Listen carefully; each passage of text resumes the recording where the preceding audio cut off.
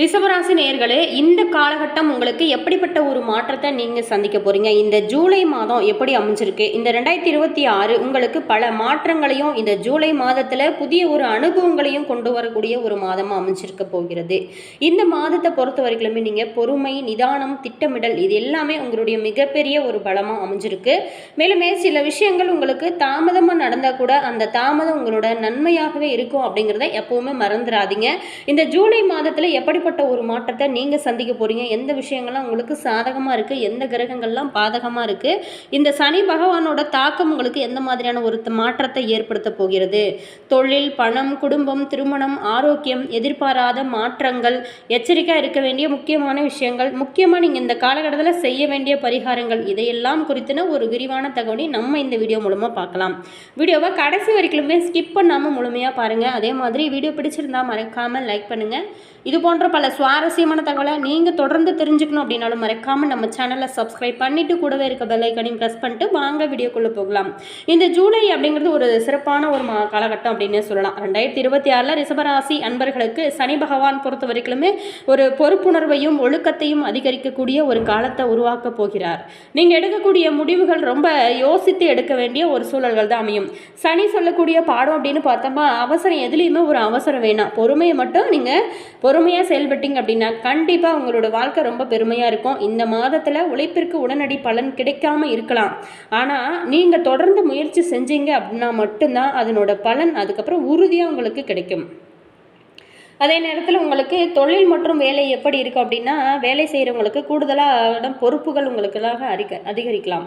மேலதிகாரிகிட்ட கொஞ்சம் நீங்கள் பேசும்போது மட்டும் ரொம்ப கவனமாக பேசுங்க. பதவி உயர்வு தாமதமாகலாம். ஆனால் உங்களோட திறமை கண்டிப்பாக நிரூபிக்க ஒரு நல்ல வாய்ப்புகள் அப்படிங்கிறது கிடைக்கும். அந்த வாய்ப்பை நீங்கள் பயன்படுத்தி உங்களுடைய திறமையும் உங்களுடைய புத்திசாலித்தனத்தை யூஸ் பண்ணிங்க அப்படின்னா அந்த வாய்ப்பை கண்டிப்பாக தக்க வைத்து கொள்ளலாம். அதே நேரத்தில் தொழில் செய்கிறவங்களை பொறுத்த வரைக்குமே பழைய வாடிக்கையாளர்கள் மீண்டும் வரலாம். புதிய முதலீடுகளை எப்பவுமே அவசரமாக செய்யாமல் கொஞ்சம் யோசித்து ஆராய்ச்சி செஞ்சு அதுக்கப்புறம் ஒரு முடிவு எடுங்க பாருங்களேன், ஒரு நல்ல முடிவை கிடைக்கும். அதே நேரத்தில் உங்களுக்கு இந்த காலகட்டத்தை பொறுத்த வரைக்குமே வருமானம் ஓரளவுக்கு சிறப்பாகவே இருக்கும். ஆனாலும் செலவுகளும் கொஞ்சம் அதிகமாக தான் இருக்கும். தேவையில்லாத செலவுகளை குறைச்சிக்கோங்க. அதே நேரத்தில் கடன் வாங்க வேண்டிய சூழல்கள் வந்தால் கூட நல்லா யோசிங்க, எதனால் நமக்கு கடன் வருது, என்ன காரணம். அதே மாதிரி சேமிப்புக்கு ரொம்ப முக்கியத்துவம் கொடுங்க. மாத இறுதியில் சிறிய நிதி முன்னேற்றம் கிடைக்க நிறையவே உங்களுக்கு வாய்ப்பு இருக்குது. அதே நேரத்தில் குடும்பத்தை பொறுத்த வரைக்குமே ஒரு சின்ன சின்ன கருத்து வேறுபாடுகள் வரலாம். அதனால் கொஞ்சம் யோசித்து பேசுங்க. கோபமாக பேசாமல் ரொம்ப அமைதியாக பேசுனீங்க அப்படின்னா பிரச்சனைகள் விரைவில் தீரும். அதே நேரத்தில் இந்த ரிஷபராசி அன்பர்கள் அப்படின்னாவே ரொம்ப பொறுமையான ஒரு அற்புதமான ராசி தான். அதே நேரத்தில் திருமணம் ஆகாதவங்களுக்கு நல்ல வரன் பற்றிய பேச்சுகள் தொடங்க இந்த காலகட்டத்தில் உங்களுக்கு பேச்சுவார்த்தைகள் நடக்கலாம். அதே நேரத்தில் ஆரோக்கியத்தை பொறுத்த வரைக்குமே உடல் சோர்வு, தூக்கம் இல்லாமல் இருக்கிறது, மூட்டு வலி போன்ற சின்ன சின்ன பிரச்சனைகள் உங்களுக்கு இருக்கும். போதுமான தூக்கம் எடுத்துக்கோங்க. அதே நேரத்தில் சத்தான உணவு, காய்கறிகள் எடுத்துக்கோங்க. நடைப்பயிற்சி மன அழுத்தத்தை எப்பவுமே குறைக்கணும் அப்படின்னா கண்டிப்பாக மைண்ட் ரிலாக்ஸாக வச்சுக்கோங்க. அதே மாதிரி தியானம், யோகா, உடற்பயிற்சி இந்த மாதிரிலாம் செய்யுங்க. மேலுமே நீங்கள் ரொம்பவே இந்த காலகட்டத்தில் எச்சரிக்கையாக இருக்க வேண்டிய முக்கியமான விஷயம் அப்படின்னு பார்த்தோமா, யாரையுமே நீங்கள் முழுமையாக நம்பி பணம் கொடுக்காதீங்க. தேவையில்லாத வாக்குவாதங்களுமே நீங்கள் தவிர்க்கிறது நல்லது. வாகனம் ஓட்டும்போது ரொம்ப கவனமாக இருங்க. ஆவணங்களில் ஏதாவது நீங்கள் கையெழுத்து போடுறீங்க அப்படின்னா அதை முழுமையாக படித்து பார்த்துட்டு அதுக்கப்புறம் நீங்கள் போடுங்க. அதே நேரத்தில் எப்போவுமே ஒரு முடிவு எடுக்கிறீங்க அப்படின்னா அது கோபத்தில் எடுக்காதீங்க. அந்த முடிவு பார்த்திங்களா, கோபத்தில் எடுக்கக்கூடிய முடிவு அப்படிங்கிறது கண்டிப்பாக தவறாக தான் இருக்கும். ஸோ அதனால் ரொம்ப யோசித்து எடுங்க. முக்கியமாக நீங்கள் இந்த காலகட்டத்தை பொறுத்த வரைக்குமே சனிக்கிழமை நாளில் சனி பகவானுக்கு எள்ளெண்ணெய் தீபம் ஏற்றலாம். ஓம் சனீஸ்வராய நமக அப்படிங்கிற மந்திரத்தை ஒரு 108 முறை நீங்கள் சொல்லலாம். ரொம்ப நல்லது. அதே நேரத்தில் காகங்களுக்கு உணவு வைக்கலாம். ஏழை எளியவங்களுக்கு கருப்பு உளுந்து அல்லது எள் தானமாக செய்யலாம். சிவபெருமானுக்கும் சரி நந்திக்கும் நீங்கள் வழிபாடு செய்கிறது ரொம்ப நல்லது. வெள்ளிக்கிழமை நாளில் கண்டிப்பாக இந்த ரிஷபராசி அன்பர்களை பொறுத்த வரைக்குமே மகாலட்சுமி வழிபாடு செஞ்சீங்க அப்படின்னா பணவரவு தொடர்பான மன நிம்மதி அப்படிங்கிறது உங்களுக்கு கிடைக்கும். இந்த ரிஷபராசி நண்பர்களே, இந்த மாதம் அப்படிங்கிறது உங்களுக்கு சோதனைகள் ஓரளவுக்கு இருந்தால் கூட உங்களுக்கு சாதனையாக மாற்றலாம் நீங்கள்.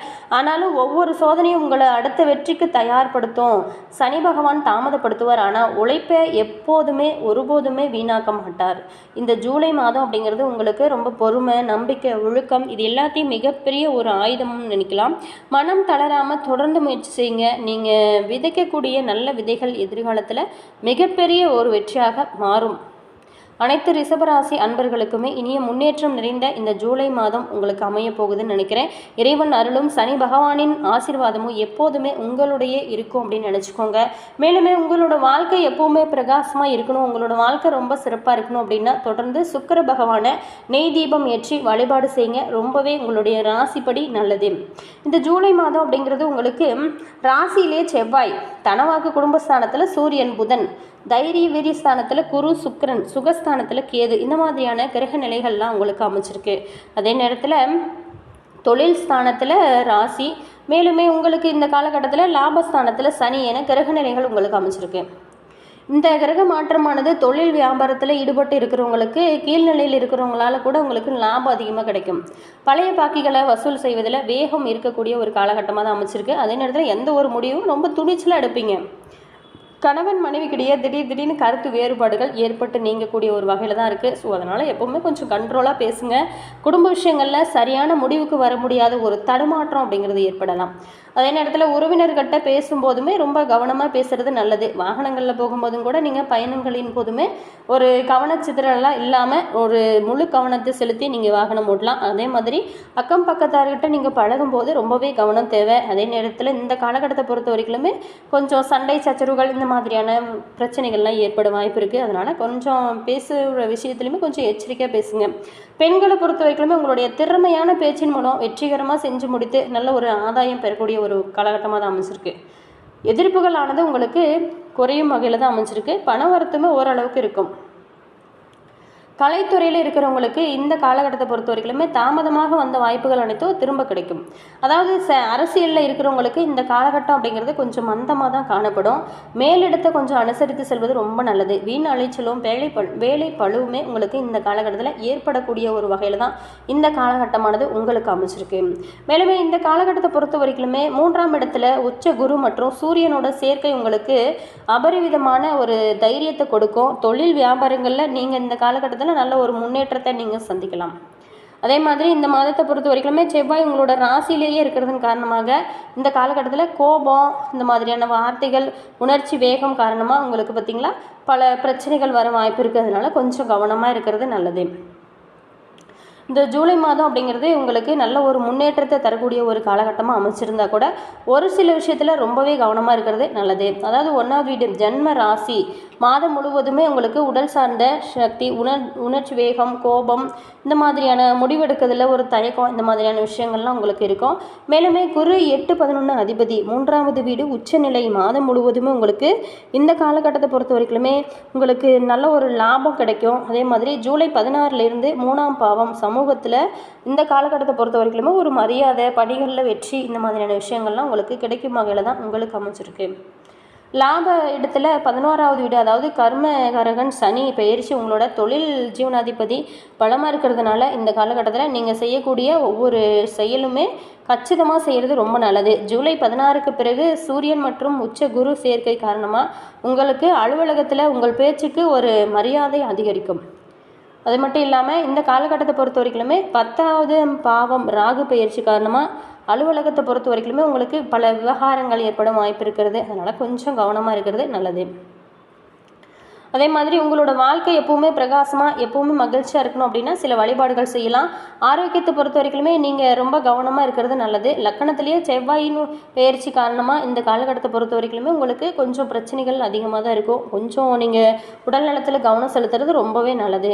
கேது காரணமாக உடல் சார்ந்த பிரச்சனையில் இந்த காலகட்டத்தை பொறுத்த வரைக்கும் ஏதோ ஒரு தெரியாத ஒரு இனம் புரியாத ஒரு பயம், நெகட்டிவாக யோசிக்கிறது, இந்த மாதிரியான விஷயங்கள்லாம் உங்களுக்கு தோணும். அதே நேரத்தில் இந்த மாதிரியான விஷயங்கள் தோன்றும் போது நீங்கள் சில பரிகாரங்கள் செய்கிறது ரொம்ப நல்லது. குடும்ப வாழ்க்கையை பொறுத்த வரைக்குமே இந்த காலகட்டத்தில் ஓரளவுக்கு சிறப்பாகவே இருக்கும். 4ஆம் இடத்துல வீடு இடம் அதாவது கேது பெயர்ச்சி காரணமாக வீட்டில் இருந்தோ அதாவது ஏதோ ஒரு வகையிலையோ உங்களுக்கு ஒரு அபிவிருத்தி ஒரு மாதிரியான ஒரு தயக்கம் தோன்றும்.